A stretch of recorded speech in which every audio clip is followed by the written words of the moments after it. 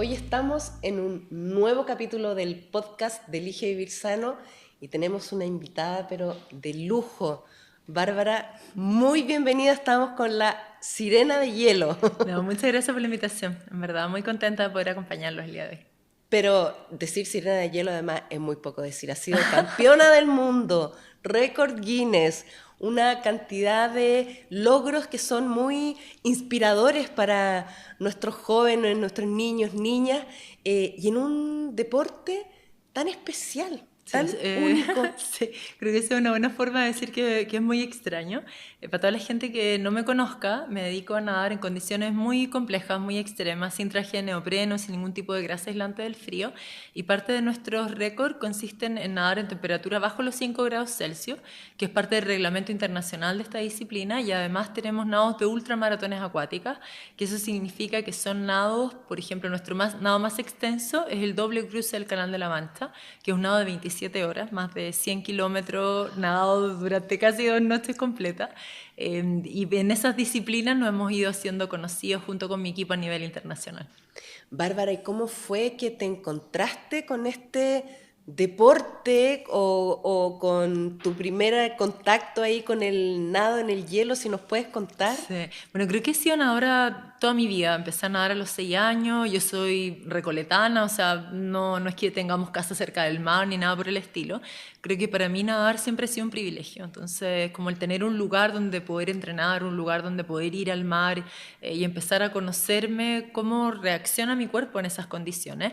Entendiendo que nunca fui una seleccionada nacional en natación clásica, ni tampoco representé a Chile hasta recién los 17, 18 años, que cuando uno se dedica a un deporte a nivel competitivo es como en una edad ya bastante mayor. La mayoría empiezan siendo niños o adolescentes.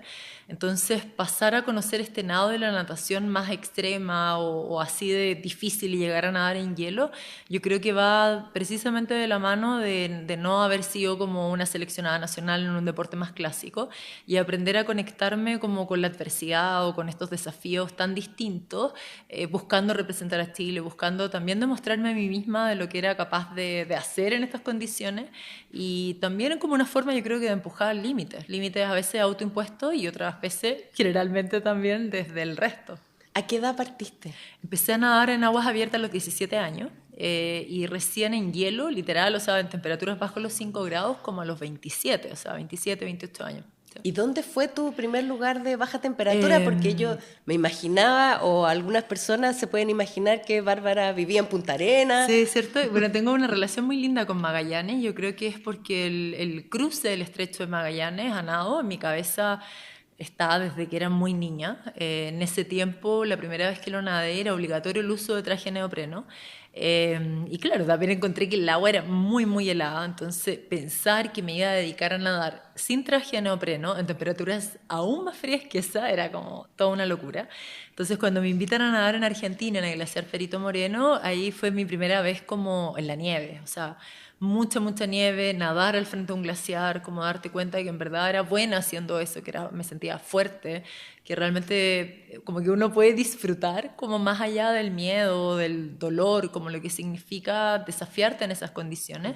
Y luego ya traerme la idea a Chile y empezar a pedir permisos, autorizaciones a las autoridades, como creo que toda nuestra historia con mi equipo es de mucha, mucha perseverancia, es como posicionar algo de la forma más profesional y responsablemente posible y demostrar que efectivamente podemos ser los mejores del mundo también.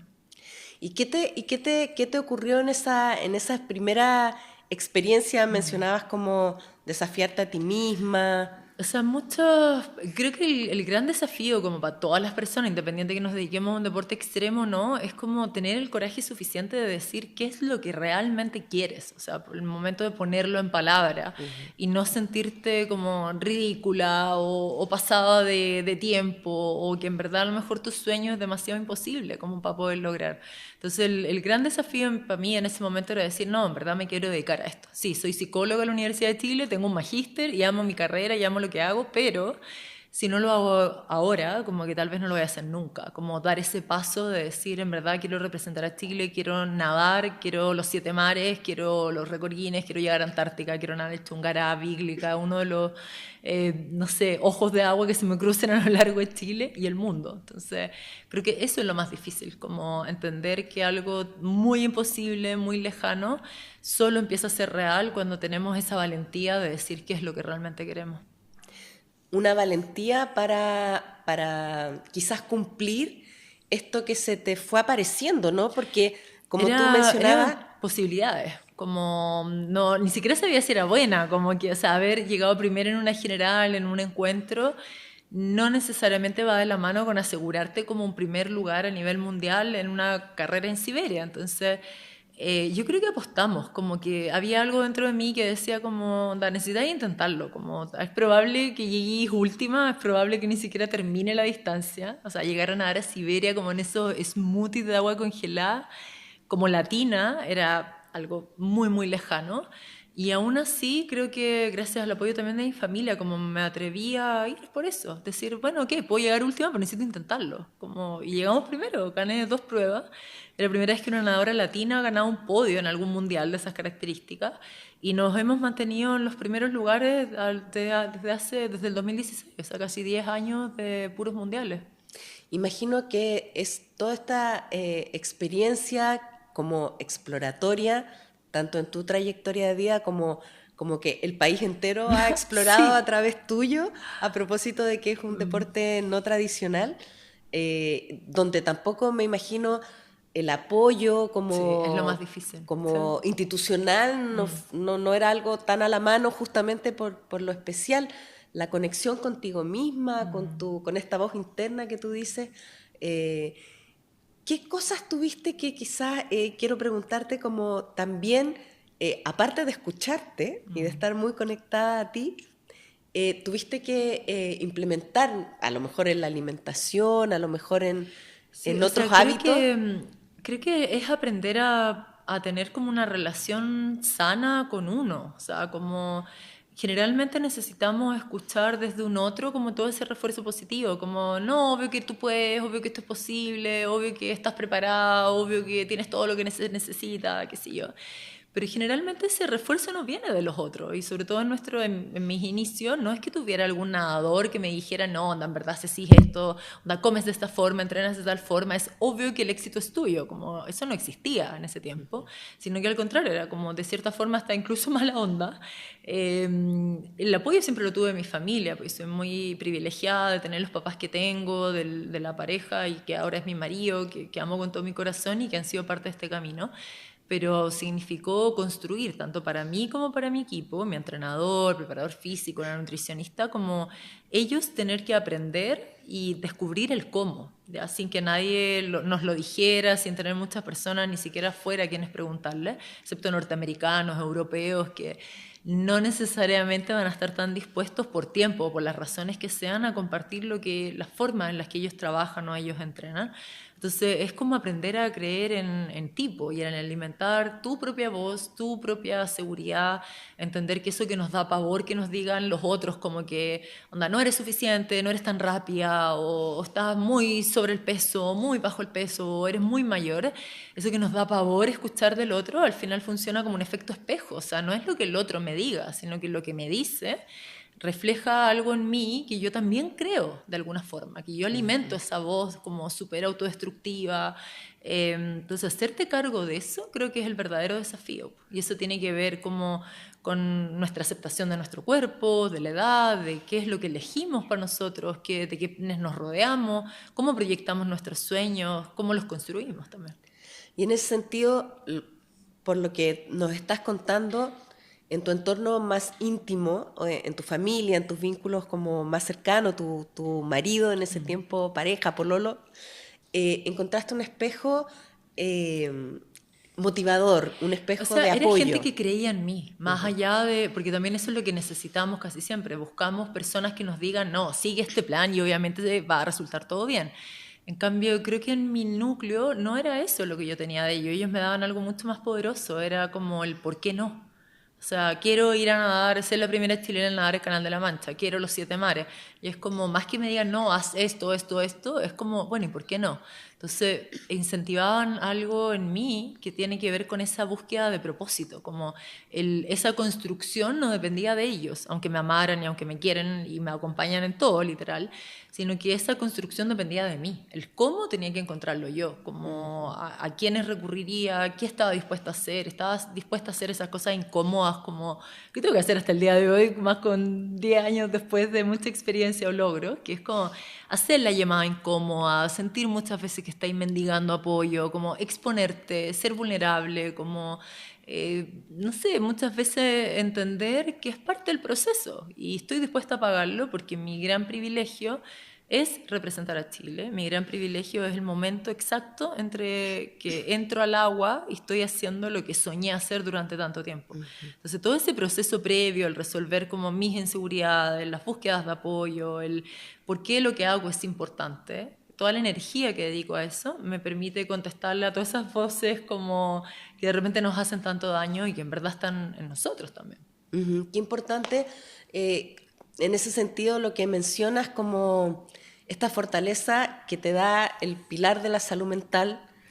Y atreverte a pedir ayuda, o sea, no siempre fue así, como que muchas veces yo también tenía estas ideas súper repetitivas que son súper limitantes, como no soy suficiente, no sé si soy suficiente, bueno, ¿y cuál es la solución para eso? Como intentarlo, como hacerte cargo de lo que te duele, pedir apoyo, como ser vulnerable. Nosotros tenemos muy en nuestra cabeza esto como de que pedir ayuda te hace una persona como débil, como carente de algo, que no eres capaz de resolver tus propias cosas, entonces pasa a ser un tema como súper autodestructivo y súper hiriente, en vez de entender que el verdadero coraje es precisamente en tus momentos de mayor vulnerabilidad decir, sí, necesito ayuda, tal vez puedo hacer esto solo, sola, pero en verdad elijo como tener ese acompañamiento extra, como tener un espacio terapéutico donde hablar de esto, entender que no puedo ser mi principal enemigo toda mi vida, o sea, qué cosa más triste que esa. Bárbara, y te encontraste, te quería preguntar, afortunadamente, y como tú dices, eres muy privilegiada de tener una familia que siempre te estuvo apoyando, estuvo impulsando este propósito, este sueño, este anhelo. ¿Qué dificultades sí te encontraste en otros entornos? Hay montones de partida porque es un deporte súper extraño. Entonces, dentro de esa... que en nuestro país no es conocido, o sea, esto de nadar maratones, muchas horas, un día completo metida en el mar o nadar en hielo, como que no se entendía muy bien el por qué ni el cómo, entonces nos tocaba explicar hasta el día de hoy cómo es un deporte que aspira a ser parte de las Olimpiadas de Invierno, que cada año se profesionaliza más, que por lo que para nosotros es tan raro, hace más de 100 años nadó la primera mujer en el mundo el Canal de la Mancha y yo lo nadé como 90 años después que eso, o sea, para mí nuestra realidad latinoamericana deportiva en deportes acuáticos tiene solo 90 años de desfase o tal vez un poco más. Entonces, desde ahí ir demostrando con hechos, más que con palabras, más que tratar de defenderme, como demostrar que lo que hago importa, que amo lo que hago y que transmite un mensaje que va mucho más allá de las medallas o el reconocimiento. Va de la mano porque me ha permitido posicionarme y decir, bueno, pueden cuestionar este deporte sí o no, que es lo que nos ocurría mucho en un principio, pero no pueden decir que soy mala en lo que hago y no pueden decir que lo que hago no tiene un impacto, como a nivel de imagen país. Hace varios años que ya soy como embajadora gracias a la Fundación Marca Chile, o como grandes marcas a nivel internacional también han ido creyendo en nosotros, hasta incluso aquellas como, no sé, nacionales muy importantes como Banco de Chile, Mazda, fundaciones que nos han dado una oportunidad y que marcan un antes y un después en mi carrera. Y eso creo que es solo gracias al producto de mucha perseverancia y como ir demostrando con hechos más que tratar de defenderme en algo, y eso significa ir resolviendo. Entonces toda esa oposición de repente, esos comentarios así como más como por el lado, creo que tienen que ver con dónde finalmente elijo yo poner el foco. O sea, y en ese sentido, y pensando en quienes nos escuchan y te escuchan, y que tu historia es tan inspiradora, ¿cómo hacer un llamado quizás como en las familias, en el mundo adulto, que a veces es tan importante cuando los niños, niñas están en formación y tienen los sueños más abiertos, Sí. o se van encontrando como tú en la adolescencia, como con este propósito que a lo mejor no era tu sueño de chiquitita, Sí. pero que cuando lo encontraste algo se prendió en ti, te conectó, y si no hubiese sido quizás por el apoyo, como tú cuentas, de tu familia, no habrías podido como realizar. Un poco preguntarte si tú, ¿cómo recomendamos, ¿no es cierto?, a la familia, a los Pucha, adultos? que los adultos seamos aquellas personas que apoyamos, o sea, esa misma frase, ¿no? Los adultos no tienen que dar todas las soluciones, ni todas las respuestas, ni la hoja de ruta. De repente es tan importante como hacía mis papás, el cómo. ¿Y por qué no? O sea, ¿y por qué no vaya a poder ser el primero, el único, el mejor en el mundo mundial, literal? ¿Por qué no vaya a poder construir a lo mejor una variación de tu propio deporte que tanto uno ama y el deporte más allá de las medallas? O sea, por favor, como que nuestros deportes o lo que hacemos de verdad es un estilo de vida. Entonces, como sepultar los sueños de un niño porque no fue seleccionado nacional o porque no llegó a ser el primero de su categoría ni el medallista del mundo mundial es como súper rudo, súper como lapidario encuentro. Creo que yo también muy de niña me tocó bancarme mucho esos comentarios, como bueno, ¿para qué sigues entrenando si en verdad llega y última? Si te sale la gorra, si hay, no sé, 100 niñas que son mejores que tú y más rápidas y todo. Y cuando uno es chico, no tenéis cómo elaborar eso, decís como, bueno, ¿por qué lo sigo haciendo? ¿Será que soy medio masoquista y me gusta llegar último? En cambio, entender que lo que hacemos es porque para mí nadar es mi lugar en el mundo, o sea, más allá de las medallas, del salir primero o no, es como es mi espacio, están mis amigos ahí, es el lugar donde fluyo. Cuando nado en el mar es como la última prioridad es la medalla o no, es cómo me adapto a esas condiciones, cómo aprendo a habitarme a mí misma, y más en un deporte que puede ser parte de tu vida toda la vida. O sea, en muchos deportes la gente se puede retirar y súper bien con eso, pero en general para los nadadores, sobre todo los nadadores de aguas abiertas, uno ve como hay nadadores de 90 años y súper felices y van al mar o van a la piscina todos los días. Entonces uno le iría a decir a esa persona, salte porque eres el último, como no te da vergüenza estar en la piscina, obvio que no.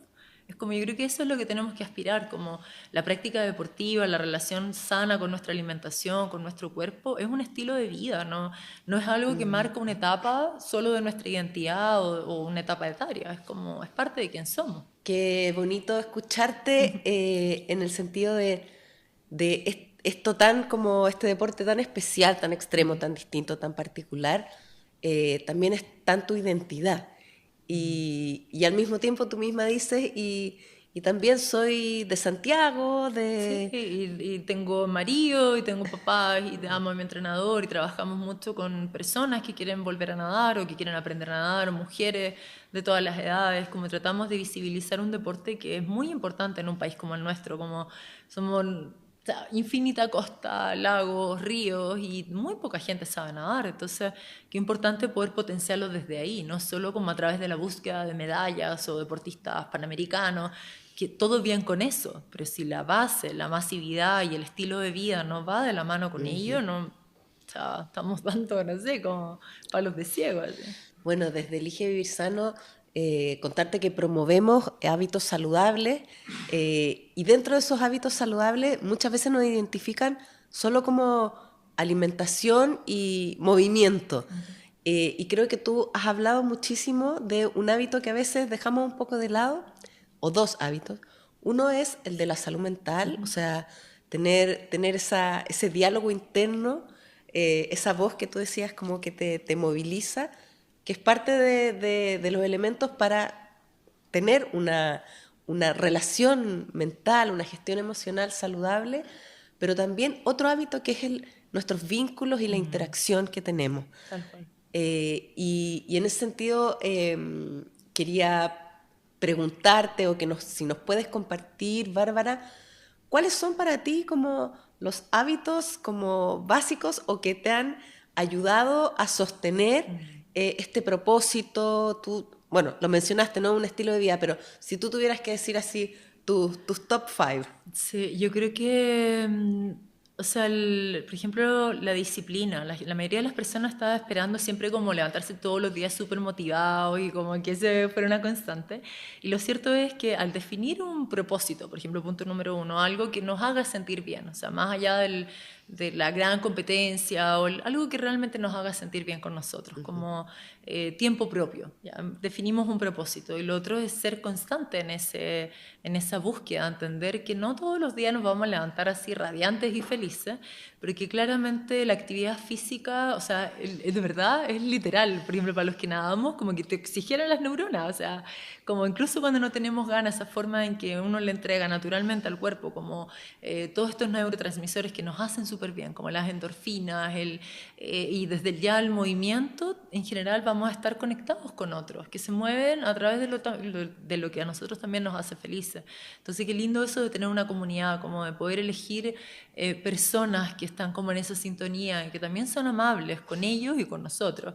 Ese tiempo propio, como muchas veces el estar bien tiene que ver también con entender cuáles son las condiciones que no puedo manejar, o sea, no sé, no todos nacemos en lugares donde tenemos áreas verdes y eso no lo elegimos muchas veces, sobre todo cuando somos niños, pero sí podemos elegir conscientemente dónde poner nuestra atención. Entonces, desde ahí hacer aquellas cosas que sí nos hagan bien. Y lo mismo con el tema de la alimentación, o sea, hacernos cargo de lo que comemos, y cuál va a ser esa relación sana con lo que comemos. Porque yo a través del deporte también veo múltiples deportistas de todas las edades que al final ocupan la actividad física como una forma de castigarse por lo que come, y eso es súper dañino. O sea, por una parte estamos haciendo movimiento, pero por otra como que sufro tanto si me como, no sé, un pedazo de torta, que me puedo decir las cosas más horrorosas a mí misma y meto toda mi energía vital ahí. Entonces creo que aprender a mirarnos y como trabajar precisamente en nuestra salud mental, como qué es lo que nos duele, por qué nos duele, dónde ponemos nuestros miedos, qué es lo que hacemos con eso. Y entender que la mayoría no es que el miedo se nos vaya o el dolor generalmente desaparezca, o sea, hay dolores emocionales que sí o sí nos acompañan, sino que es entender qué lugar les vamos a dar, cómo los vamos a hacer parte de nuestra historia sin que esos mismos dolores o esas mismas carencias o esas mismas dificultades nos definan. No todos quizás tienen como este privilegio, como dijiste tú, de, de poder elegir por un lado, o de contar como con recursos familiares, de a lo mejor de formación, de valores. ¿Cuáles fueron para ti como los claves y que, por ejemplo, desde los espacios como, bueno, como en este caso, desde nuestro programa, que somos una política pública que está colaborando en ello y, por ejemplo, hemos apoyado fuertemente la ley, que ahora ya es ley de los 60 minutos de actividad física, ¿no es cierto?, en los colegios, que va a ser bien importante, se va a implementar paulatinamente desde el próximo año. ¿Qué otras cosas crees tú que en el entorno, a propósito de tu experiencia, sería bueno que estén presentes desde la política pública para incentivar estas cosas tan importantes que has mencionado, Bárbara, sobre todo de creer uno en uno mismo? Porque siento que aparte de los vínculos que tuviste escuchando tu historia, hay una fidelidad de ti a ti misma muy potente, muy importante. Sí, o sea, creo que tiene que ver como también de aquellas personas con las que nos rodeamos, como y entender que el camino no es fácil, o sea, por mucho que uno diga, no, ya tiene todo resuelto, en verdad esa inseguridad o el no estar siempre seguro, como cuál es el camino que cada quien desea construir, es algo que te va acompañando, pero creo que finalmente como que coraje esas acciones, porque uno sigue dando, que uno sigue intentando, como entender cómo desde, no sé, nuestras propias limitaciones, cómo podemos perseverar como la construcción de un sueño, múltiples sueños que pueden ir cambiando en el tiempo, como creo que eso también es súper importante y precisamente lo que hacen, como por una parte entender que todas las realidades son distintas, que posicionar la actividad física o la salud mental o los vínculos o cómo accedemos a estos espacios donde podemos practicar deporte de forma gratuita, que 10, 20, 30 años atrás era algo imposible. Yo, si mis papás no hubieran pagado, jamás hubiera aprendido a nadar. Si mi entrenador no me hubiera entrenado gratis durante tantos años, o sea, otra sería la historia, porque no teníamos cómo financiar eso. En cambio, hoy sí están estos espacios. Casi todas las municipalidades tienen ofertas de talleres gratuitos, hay vínculo y una unión de programas a lo largo de todo Chile, más allá de que a uno le gustaría que fueran muchísimos más y en mi caso particular más relacionados con la natación de aguas abiertas o no. O sea, hay espacios que antes, 30 años atrás, no existían, pero también entender que es un proceso paulatino y que es algo que hay que seguir incentivando, o sea, hasta que no sea parte como de casi que un sello identitario, así como nos sentimos muy orgullosos de, no sé, el mote con huesillo, de nuestra solidaridad, de cómo el chileno es capaz de reírse incluso de las adversidades y de las problemáticas más grandes. Tenemos que trabajar para que la actividad física, el autocuidado, el vínculo con los demás llegue a ser algo en lo que también nos sintamos muy identificados, muy reflejados y que sea algo como un intransable. Pero para eso hay que seguir visibilizando aquellos casos de aquellas personas que en verdad la tienen difícil. O sea, a mí me ha tocado estar de repente en programas donde hay personas que dicen, bueno, no, es que la gente no hace deporte porque no quiere. Entonces yo le digo, ya, pero y aquí, pues yo conozco esas realidades. O sea, la tía que hace el aseo en nuestro camarín, que se levanta igual a las 5 de la mañana, pero llega a la piscina a las 6:30 o 7 de la mañana, o sea, anda 1 hora y media en micro, hace doble turno, llega a su casa a las 8 de la tarde, o sea, esa persona no hace trabajo porque no quiere, o sea, no hace entrenamiento o deporte, y es como, no, que no se tome la última micro, como, ¿perdón? Como, o sea, esos casos hay que visibilizarlos y decirlo, no todas las realidades son las mismas, y muchos papás siguen priorizando, por supuesto, como a esos hijos. Mis papás empezaron a hacer deporte ya adultos porque la prioridad siempre fui yo, pues. O sea, todos giraban en torno a mí, a yo tener las máximas facilidades. Entonces mi papá no iba a gastar un peso en practicar deporte él mismo. Y donde nosotros vivíamos no era como, no hace deporte porque no quiere ir a caminar o a pasear al perro. Era como, está difícil pasear al perro donde andamos nosotros, ahí no es seguro. Entonces, creo que reconocer las múltiples realidades y desde la humildad como incentivar y potenciar y entender, creo que va a hacer que estos programas cada vez tengan más fidelización también, como, porque la gente se va a sentir identificada. Qué importante lo que mencionas en el sentido de que efectivamente no todas las personas tienen, o para decirlo de otra manera, y lo hemos visto cuando hablamos, le hacemos el doble clic a la alimentación, que no siempre elegimos cómo alimentarnos porque la falta de tiempo para cocinar, el estilo de vida que hemos ido adquiriendo, sobre todo en las ciudades, nos va dejando como sin realmente la posibilidad de que esa sea una elección. El ejemplo es muy gráfico en lo que mencionabas, no es un tema de voluntad, no es un tema de decisión, simplemente... A veces es un contexto y hay que ser como responsables y respetuosos con eso también. Y si lo queremos modificar o cambiar, no es desde solo romantizar como los casos de excepción. O sea, y creo que yo soy una excepción a la regla porque desde que empezamos, no sé, con soñar, con ir a la universidad, con tener una carrera, dedicarme a nadar, pero la excepción a la regla solo confirma la regla, o sea, como hay múltiples casos que realmente no tienen esa opción. Entonces, hasta que podamos como equiparar la cancha, que al final no es esto como, es como las oportunidades, el acceso a las oportunidades. Yo creo que eso es lo que cada persona o profesional que quiere abogar por algo es lo que buscamos, no tiene que ver con la igualdad o con regalar todo lo demás, sino que hay igualdad de oportunidades, en ese sentido, sí.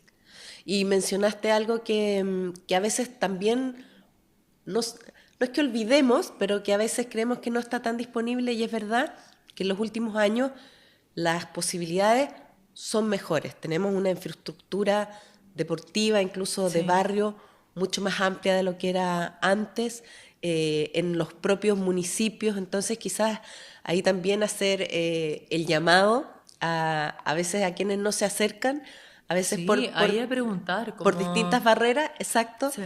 acercarse Creo a su que espacio. es un buen desafío, como hacer esas cosas que nos cuestan también, como, o que asumimos que es un no se puede, no me van a decir que no encajo, que no hay cupos, pero lo asumimos, ni siquiera lo intentamos. Entonces creo que, y atrevernos a hacer cosas distintas también, como que no tenemos que ser los mejores en todo, sino que creo que es una razón suficiente atrevernos a hacer cosas complejas, nuevas, que nos cuesten, como que es parte como del crecimiento humano también, yo creo. Bárbara, creo que tu testimonio de vida, no solo por ser la excepción, no confirmas una regla, sino que al mismo tiempo también abre caminos, también nos muestra lo importante de cosas que a veces tenemos a la mano y no las no porque nos da vergüenza o porque no creemos tanto en nosotros. Creo que tu mensaje de creer en nosotros mismos, de que los adultos estemos atentos también a esos propósitos y a esos impulsos que tienen nuestros niños, que maravillosos tus papás que en este impulso que tú fuiste abriendo algo tan especial y tan particular, hayan tenido también la buena intuición de ayudarte y apoyar. Y aunque no hay fórmulas, y a lo mejor no hay fórmulas ni para lo extraordinario ni para lo ordinario, pero qué importante que en tu testimonio el creer en el propio camino, el creer en el propósito, es parte de, o cómo va construyendo, ¿no es cierto?, un estilo de vida que finalmente ha tenido para ti muchas satisfacciones y no solo para ti, sino que para el país. Así es que te quiero agradecer haber estado en este capítulo contándonos tu historia y nos quedamos mucho con lo que tú nos traes como hábitos para la vida saludable, Muchas gracias. pero que sobre todo no están en hacer deporte, como dijiste. No necesariamente, o sea, muchas gracias por la oportunidad y creo que algo que me hubiera encantado saber tal vez cuando empecé es como entender que el fracaso no nos puede definir. Yo creo que tenemos tanto miedo como a fallar, a qué va a decir el resto, a qué vamos a decir nosotros de nosotros mismos, que en ese afán como de la persecución del éxito se nos olvida que cuando queremos grandes cosas, cuando queremos hacer aquello que nos hace bien o que nos hace felices, cuando queremos lo mejor para nuestra familia y para nosotros mismos, obviamente nos vamos a equivocar. Pues. Yo creo que no existe, como decías, una fórmula única asegurada del éxito, sino que es al contrario. O sea, creo que éxito es precisamente la cantidad de veces que aún pese al fracaso, pese a fallar, como que estuvimos dispuestos a seguir intentando, fuimos fieles a nuestros valores, a lo que creemos que es realmente importante y volvemos a intentar. Yo creo que es eso, como que el fracaso finalmente no determine nuestras acciones, pues, ni limite nuestros sueños. Yo creo que eso es lo más importante. Muchas gracias y creo que siendo una persona tan exitosa a nivel mundial, Sí. que ha traído tantas satisfacciones, que nos traigas el mensaje de que en la vulnerabilidad está también nuestro poder, Sí. en el tener un estilo de vida más amable, más de cuidado con nosotros, con nuestros vínculos, es también donde está la clave y ha sido una clave para ti en tus grandes éxitos, Bárbara. No, muchas Muchísimas gracias. Gracias. Gracias a ti. Bueno, nos vemos en un próximo capítulo. Chao, chao.